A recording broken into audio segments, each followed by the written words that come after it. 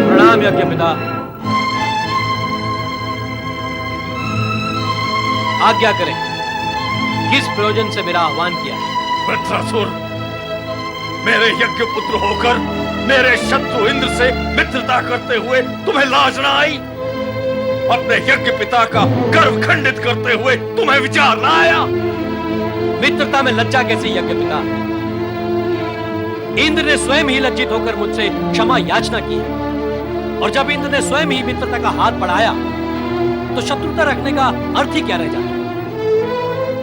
शत्रुता का अंत दो ही प्रकार से होता है, प्रतिशोध से अथवा क्षमा याचना करके, मित्र भाव से। और यहां तो दोनों ही कार्य हुए हैं। इंद्र को स्वर्ग से वंचित करके प्रतिशोध पूर्ण हुआ है और उसे क्षमा करके मित्र भाव की पुष्टि भी हुई है। बस मित्र भाव से तुमने उसे क्षमा अवश्य कर दिया, किंतु वो क्षमा करने योग्य नहीं है। छली और कपटी अपनी दुर्बल स्थिति से उबरने के लिए अवसरवादी बनकर क्षमा भी मांग लेते हैं, किंतु वो क्षमा उनके मन के प्रायश्चित से उत्पन्न नहीं होती। यह उनकी दुर्बलता और छल की उत्पत्ति होती है। इसलिए मैं तुम्हें पुनः सावधान करता हूं। इंद्र कपटी है। मित्रता का ढोंग करके अवसर पाते ही वो तुम पर प्रहार करने से चूकेगा नहीं। तुम्हारा हित इसी में है कि मेरी आज्ञा मानकर इंद्र की मित्रता अस्वीकार कर दो और उसे तुरंत स्वर्ग से बहिष्कृत कर दो। नहीं यज्ञ पिता, ऐसा नहीं है। इंद्र सच्चा मित्र है। यदि उसके मन में कपट होता तो वो मेरे विरुद्ध षड्यंत्र करके स्वर्ग के सिंहासन को पुनः मुझसे ले सकता था, परंतु उसने ऐसा नहीं किया। अब तक नहीं किया तो अब करेगा? नहीं यज्ञ पिता, वो ऐसा कभी नहीं करेगा। तो क्या वो मुझसे मित्रता का संबंध नहीं तोड़ोगे? नहीं यज्ञ पिता, मेरे लिए अब उसकी मित्रता को ठुकराना संभव नहीं है। मेरी बात मान लो वत्स। नहीं यज्ञ पिता। वत्स, इंद्र की मित्रता तुझे कहीं का नहीं रखेगी, ले डूबेगी तुझे। माता, माता शक्ति, अब मैं इसे कैसे समझाऊं? दुष्ट इंद्र के कपट जाल से इसे कैसे बचाऊं? मुझे मार्ग दिखाओ माता, मुझे मार्ग दिखाओ।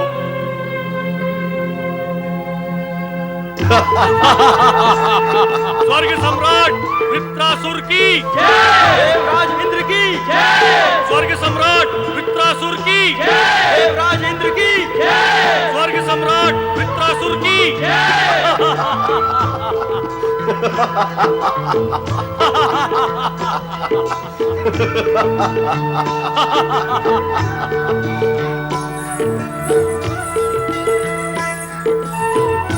हम स्वर्ग सम्राट के सम्मुख नृत्य कर मनोरंजन करने के लिए उपस्थित हैं। सबसे पहले हमें ये बताओ कि हमारे परम मित्र देवराज इंद्र कहाँ है? उनके बिना कुछ भी रुचिकर नहीं लग रहा है। यज्ञपुत्र, इंद्रदेव ने ये संदेश भिजवाया है कि वे शीघ्र ही आएंगे। संदेश भिजवाया है? क्या वे हमसे स्वयं मिलकर नहीं जा सकते थे? हमारी मित्रता से अधिक बढ़कर और कौन सा ऐसा कार्य है जिसके लिए उन्हें जाना पड़ा? बताओ। प्रिय पर्वत, क्या बात है? उदास क्यों हो? क्या बताऊं गुरुदेव, आज मुझे अपने प्रिय मित्र नारद की स्मृति पीड़ित कर रही है। रह रहकर उनका स्मरण हो जाता है। यदि ऐसा है तो जाकर ढूंढ क्यों नहीं लेते? कहां ढूंढूं उन्हें? नारद तो विष्णु लोक, ब्रह्म लोक, कैलाश, आकाश, न जाने कहां कहां भटकते रहते हैं। और फिर जहां मेरा प्रवेश निषेध है, मैं उन्हें ढूंढने वहां कैसे जा सकता हूं? कृपा कर उनसे भेंट करने का आप ही कोई उपाय बताएं।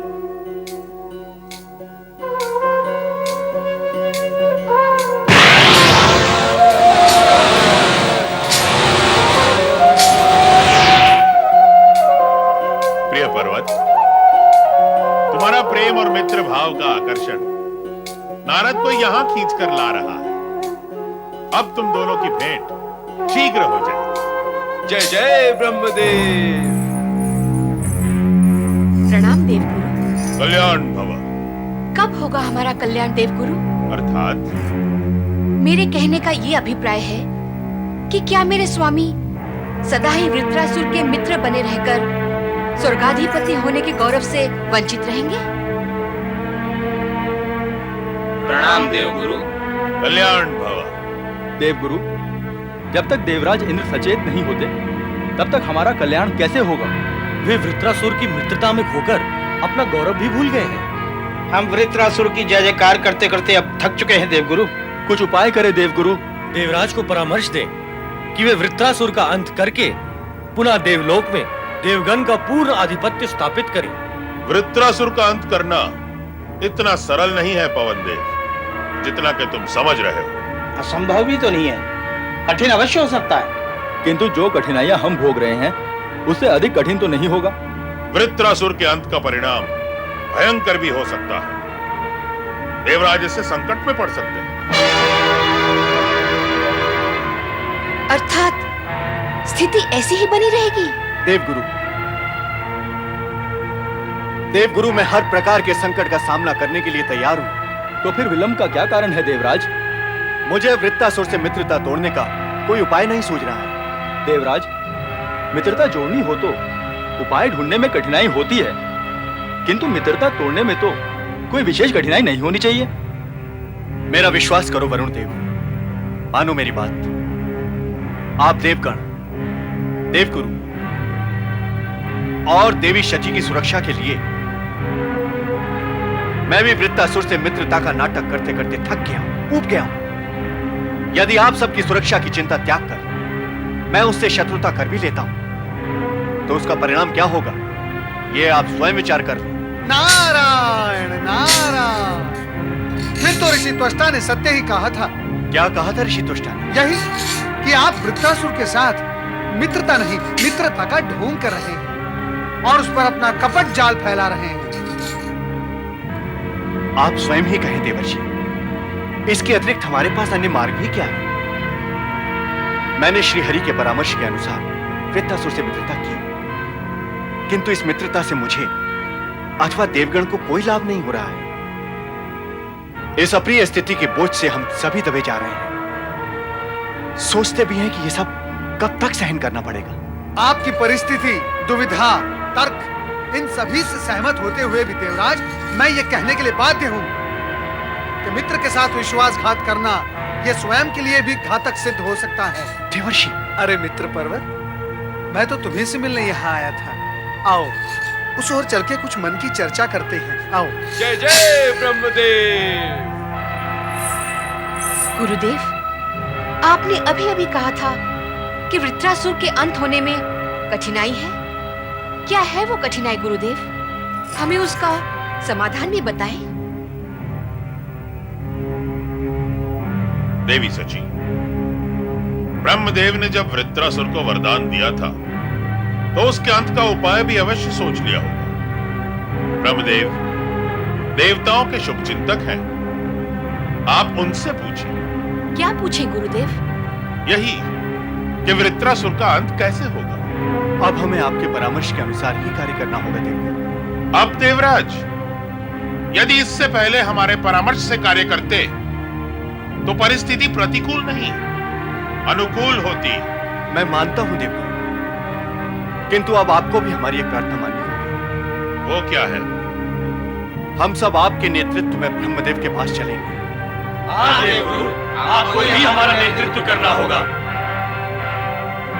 चलिए देवराज। प्रणाम जगत पिता।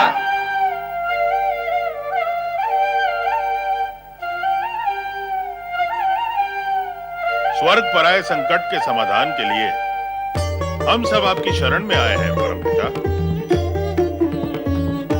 हमें ज्ञात था कि हमने जिसे वरदान दिया है वो आपको समस्याएं देगा और फिर आप हमें कष्ट देंगे।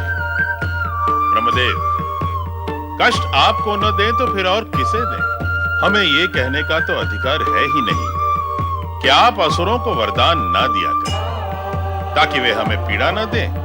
और फिर आपको कष्ट न देना। हम तो केवल आपसे समस्या का समाधान चाहते हैं, उपाय पूछना चाहते हैं। कारण कि जिसे आपने वरदान दिया है उसके अंत का उपाय आपके अतिरिक्त अन्य कोई जानता ही नहीं। देवगुरु बृहस्पति, हम सृष्टि के रचनाकार हैं, इसलिए किसी के अंत का उपाय बताना हमारे लिए उचित नहीं। तो फिर वृत्रासुर का अंत हुए बिना इस समस्या का अंत कैसे होगा परमपिता? इस प्रश्न में छुपे हुए सत्य को भी हम समझ रहे हैं देवराज, कि शक्ति उपासक त्वष्टा और आपके बीच शत्रुता के कारण स्वर्ग में जिस अप्रिय स्थिति का निर्माण हुआ है उसका शीघ्र अंत अति आवश्यक है। ब्रह्मदेव, मैं अपने कृत्य पर लज्जित हूं। हमें कुछ अधिक कहने को विवश न करें देवराज। कुकृत्य करके आप अनेक बार लज्जित हो चुके हैं और लज्जित होकर पुनः पुनः कुकृत्य कर लेते हैं। यह आपका कैसा आचरण है? कोई निम्न कोटि का प्राणी ऐसा करे तो न तो उसके लिए प्रतिष्ठा का प्रश्न उठता है और न ही न्याय नीति का तर्क, परंतु जब देवताओं का राजा स्वर्ग का अधिपति ऐसा करे, महासागर जितना आश्चर्य होता है। ब्रह्मदेव, मैं भविष्य में सावधान रहूंगा। ब्रह्मदेव, प्रतिकूल परिस्थितियों से उत्पन्न कठोर सत्य को देवराज समझ गए हैं। अब उन्हें किसी प्रकार वृत्रासुर से स्वर्ग की रक्षा करनी है। स्वर्ग पर उसके अधिकार से सभी पीड़ित हैं। हाँ परमपिता, वृत्रासुर स्वर्ग पर सदा सदा के लिए तो अधिकार नहीं कर सकता। परमपिता, सृष्टि रचना के समय स्वयं आपने यह नियम निर्धारित किया था कि स्वर्ग पर केवल देवराज तथा देवताओं का अधिकार होगा। सदा ऐसा ही होगा देवराज। आप उपाय बताएंगे तभी होगा परमपिता। सुनो देवराज, वृत्रासुर को दिए गए वरदान के अनुसार उसके अंत के लिए सर्वथा भिन्न उपाय करना होगा। क्या है वो उपाय परमपिता? एक नए वज्र का निर्माण करना होगा। नया वज्र? हाँ, तुम्हारा मूल वज्र तो त्रिशिरा के वध में खंडित हो गया। अब एक नए वज्र की आवश्यकता है देवराज। परंतु वो कहां से प्राप्त होगा परमपिता? वो भगवान शिव के कृपा पात्र किसी तपस्वी महर्षि की अस्थियों से ही निर्मित होना चाहिए। वे महर्षि कौन है ब्रह्मदेव? शिव जी के परम भक्त महर्षि दधीच, जो शीघ्र ही जन्म लेने वाले रुद्रावतार पिप्लाद के पिता बनने वाले। आपको अपनी अभीष्ट सिद्धि के लिए महर्षि दधीची की शरण में जाना होगा। हे देवाधिदेव महादेव, हे कैलाश, हे शिव शंकर, बेचारी सुअर्चा लंबे समय से संतान कामना के उद्देश्य से आपका स्मरण कर रही। अब तो अपने वरदान को फलित करें महादेव। आपके समान पुत्र प्राप्ति की इसकी कामना पूर्ण करें देव।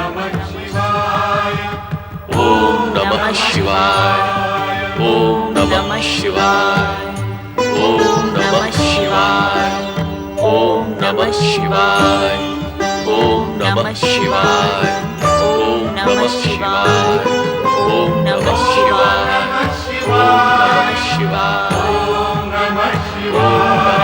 शिवाय, ओम नमः शिवाय, ओम नमः शिवाय, ओम नमः शिवाय, ओम नमः शिवाय, ओम नमः शिवाय, ओम नमः शिवाय, ओम नमः शिवाय, ओम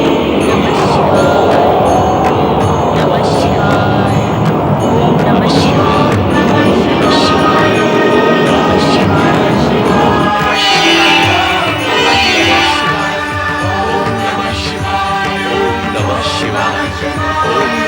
ओम नमः जागो देवी सुअर्चा, भगवान शिव ने तुम्हारी आराधना स्वीकार कर ली है।